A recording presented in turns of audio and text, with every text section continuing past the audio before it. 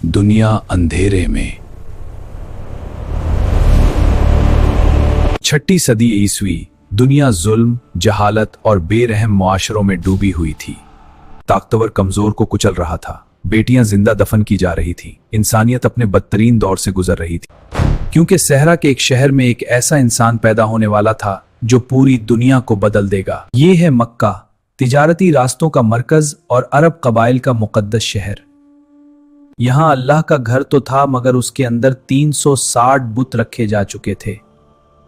इसी शहर में सन 570 ईस्वी में एक बच्चा पैदा हुआ।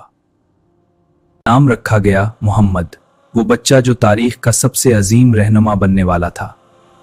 मगर आजमाइशें इब्तदाई से शुरू हो गई। मोहम्मद सल्लल्लाहु अलैहि वसल्लम के वालिद उनकी पैदाइश से पहले ही वफात पा चुके थे, लेकिन तकदीर ने अभी मजीद आजमाइशें लिख रखी थी। जब मोहम्मद सल्लल्लाहु अलैहि वसल्लम सिर्फ 6 बरस के थे तो उनकी मां आमना भी इस दुनिया से रुखसत हो गई। अब इस मासूम बच्चे की परवरिश की जिम्मेदारी उनके दादा ने संभाली। अब्दुल मुत्तलिब, जो मक्के के मुअज्जज सरदार थे और अपने पोते से बेहद मोहब्बत करते थे। सन 622 ईस्वी मुसलमान जुल्म सितम से तंग आकर मक्का छोड़कर मदीना हिजरत कर चुके थे, लेकिन दुश्मनी खत्म नहीं हुई थी।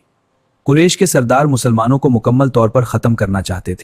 इसी दौरान मक्के का एक बड़ा तिजारती काफिला शाम से वापस आ रहा था। इस काफिले की क़ियादत कर रहा था सुफियान बिन हरब। 17 रमजान 2 हिजरी। यहीं सहरा के इस मकाम पर 2 फौजें आमने सामने खड़ी थीं। जंग से पहले रसूलुल्लाह सल्लल्लाहु अलैहि वसल्लम ने पूरी रात दुआ की। उसी लम्हे आसमान से मदद का आयत नाजिल हुई, मैं 1000 फरिश्तों से तुम्हारी मदद करूंगा।